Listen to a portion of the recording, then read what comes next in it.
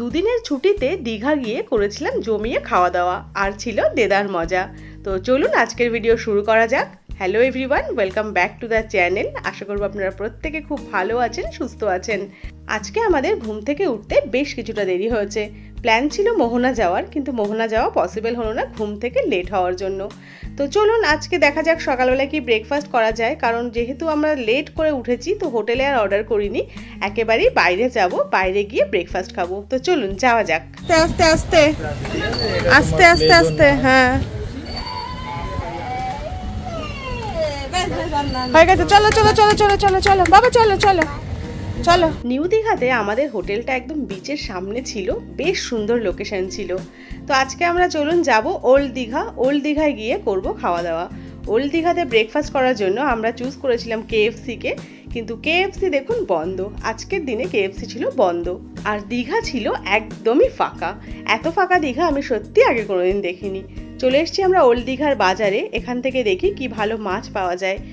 এখন ইলিশ খুব একটা ভালো হয় না, তবে ইলিশ খাওয়ার একটা ইচ্ছা ছিল বলেই একটা সুন্দর ইলিশ মাছ নিয়ে নিয়েছি। আর তার সাথে নেব বেশ কিছুটা বাগদা চিংড়ি। বাগদা চিংড়িগুলো কিন্তু সাইজে অনেকটাই বড় ছিল।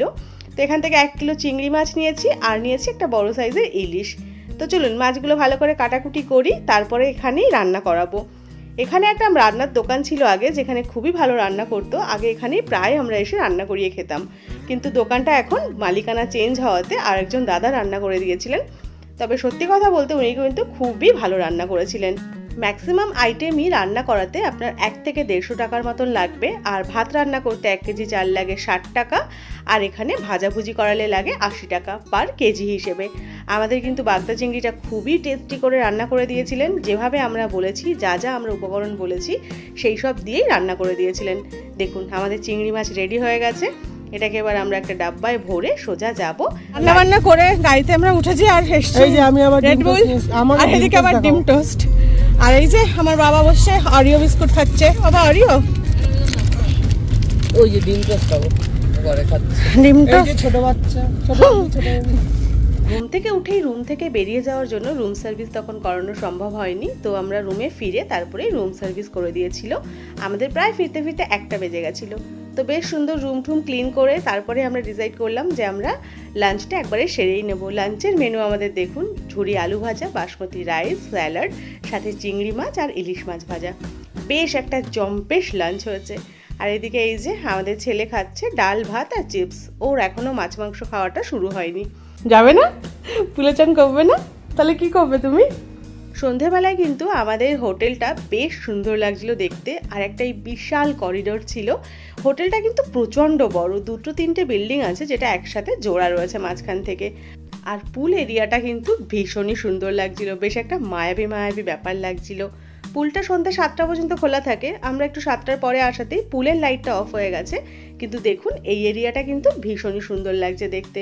এখানেই রাত্রিবেলায় কিন্তু অ্যারেঞ্জ করা হয় ডিনারের, যদি আপনারা বলেন করে দেবে। তো আমরা তো বেশ সুন্দর ঘুরে ঠুরে নিয়ে টেরেসটা এবার যাব একটু বিচে, কারণ আমাদের ছেলে খুব বোর হচ্ছিল, তো ওকে একটু গাড়ি চড়াবো বলে বিচে নিয়ে এসেছি। নিউ দীঘার বিচ এরিয়াতে হোটেল আমন্ত্রণের পাশেই খুলেছে একটা নতুন পিৎজার দোকান। বেশ ওখানে পিৎজা বিক্রি হচ্ছিল, খেতেও খুব একটা খারাপ ছিল না। এখানে বেশ অফারও চলছিল, একটা ভেজ পিৎজার সাথে একটা বার্গার ফ্রি ছিল, যার দাম ছিল 99। আর আমরা এই পিৎজাটা নিয়েছিলাম, সাথে দিয়েছিল এই পপকর্নগুলো ফ্রি, যেটার দাম পড়েছিল 265 টাকা সামথিং।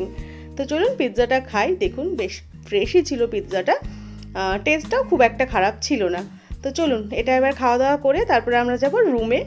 আর আমরা যেহেতু আমাদের অ্যানিভার্সারি উপলক্ষে দীঘা এসেছিলাম, তো সেই জন্য আমাদের জন্য আমার বোন আর বোনের হাজব্যান্ড অ্যারেঞ্জ করেছিল একটা ছোট্ট সেলিব্রেশনের।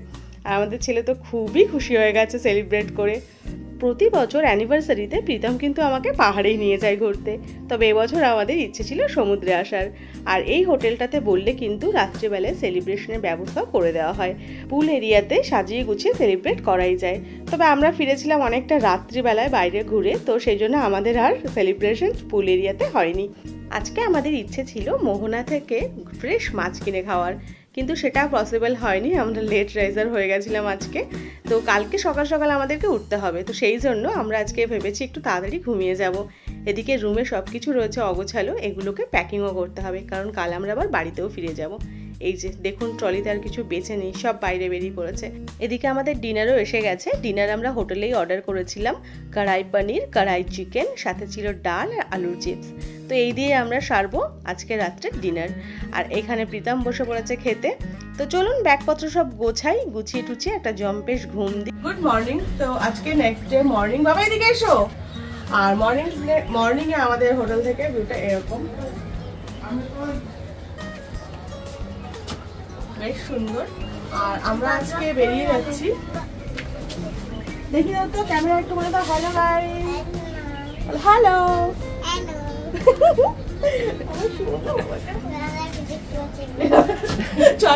দেখতে পাচ্ছে না কিছু। চলো। হোটেলের বিল মিটিয়ে বেরিয়ে পড়েছি। আর এই যে আমাদের লাগেজও নেমে এসছে নিচে, এনারাই হেল্প করেছেন নামিয়ে দেওয়ার জন্য। আর ওঠানোর সময়ও কিন্তু এনারাই হেল্প করেছিলেন। আর এই যে আমাদের এই এরিয়াটা এত পছন্দ হয়েছে যে আমরা সকাল বিকাল দুপুর যখনই রুম থেকে বেরিয়েছি না কেন এখানে বসে একটু দোল খেয়ে নিয়েছি। এই হোটেলে আমাদের রুমের ভাড়া পড়েছিল 1500 টাকা পার নাইট। আর এদিকে দেখুন একজন সুগারের মানুষ নাকি একটা পুরো কেক নিয়ে সকাল সকাল বসেছে ব্রেকফাস্ট করতে।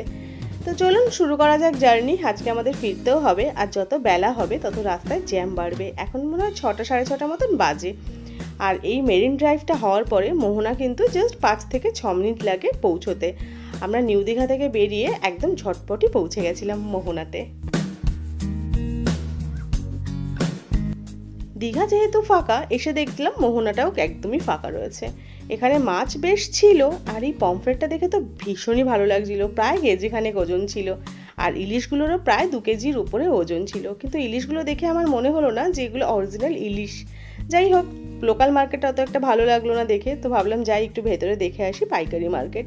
এখান থেকে খুচরো মাছ তো বিক্রি হয় না, তবে আমরা 2-1জনকে জিজ্ঞেস করেছিলাম ওনারা বিক্রি করবেন কিনা, তো বলেছিলেন করবেন।